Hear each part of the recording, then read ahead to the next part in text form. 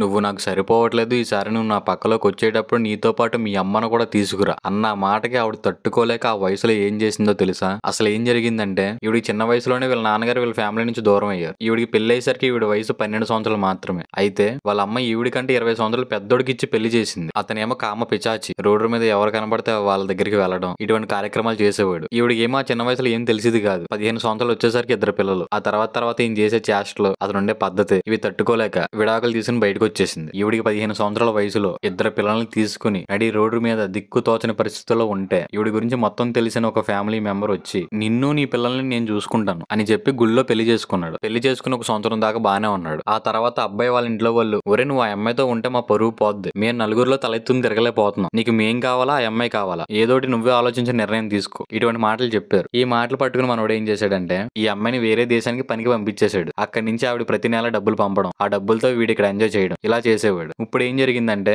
వీడికి వాళ్ళ ఇంట్లో వాళ్ళు వేరే సంబంధం తీసుకొచ్చారు. ఇప్పుడు పెళ్లి సంబంధం తీసుకొచ్చిన అమ్మాయిని పెళ్లి చేసుకుంటే మరి ఇంతకు ముందర మాట ఇచ్చి పెళ్లి చేసుకున్న ఆ అమ్మాయి జీవితం ఏమవ్వాలి? ఆ అమ్మాయి దగ్గర అన్ని ప్రూఫ్లు ఉన్నాయి. తాళి కట్టిన ఫోటోలు, వీళ్ళ బయట తిరిగిన ఫోటోలు, వీళ్ళ క్లోజ్ గా ఉన్న ఫోటోలు, ఆడియో రికార్డులు, వీడియో రికార్డులు, అన్ని రకాల ప్రూఫ్స్ ఆ అమ్మాయి దగ్గర ఉన్నాయి. కానీ ఈ అమ్మాయి ఏం ఆలోచిస్తుందంటే ఏం చేసినా నా భర్తే కదా, ఏదో ఒక రోజు నన్ను అర్థం చేసుకుంటాడని చెప్పేసి సైలెంట్ గా ఉంది. అసలే నాకు తెలిసి తెలియని వయసులో మా అమ్మ నా జీవితం నాశనం చేసింది. ఇప్పుడు ఏదైనా అయితే నేను నా పిల్లలు ఏమైపోవాలి అని చెప్పి ఆలోచించి సైలెంట్ గా ఉంది. ఈ రోజున ఎందుకు బయటకు వచ్చిందంటే నా జీవితం లాగా వేరే అమ్మాయి జీవితం నాశనం అవ్వకూడదు. నా లైఫ్ లోకి వచ్చి నన్ను పెళ్లి చేసుకున్నాడు, నేనుండగా వేరే అమ్మాయిని ఎలా పెళ్లి చేసుకుంటాడు? ఒకవేళ నన్ను మోసం చేసి ఆ అమ్మాయిని పెళ్లి చేసుకున్నాడు అనుకో, ఏదో ఒక రోజు నీ మ్యాటర్ బయటకు వస్తుంది. అప్పుడు ఆ అమ్మాయి జీవితం నాశనం అవ్వాలా? అసలు ఈ అమ్మాయి ఎటువంటి నిర్ణయం తీసుకుంటే మంచిది? అసలు ఈ కథలో తప్పు ఎవరిది? ఫస్ట్ భర్తదా, రెండో భర్తదా, లేదంటే అమ్మాయి వాళ్ళ అమ్మదా, లేదంటే తప్పు ఈ అమ్మాయిదేనా? అసలు తప్పు ఎవరిది అనుకుంటున్నారు? అసలు ఈ అమ్మాయి ఇప్పుడు ఎటువంటి నిర్ణయం తీసుకుంటే మంచిది? ఆలోచించి కామెంట్ లో రాయండి. మంచిది.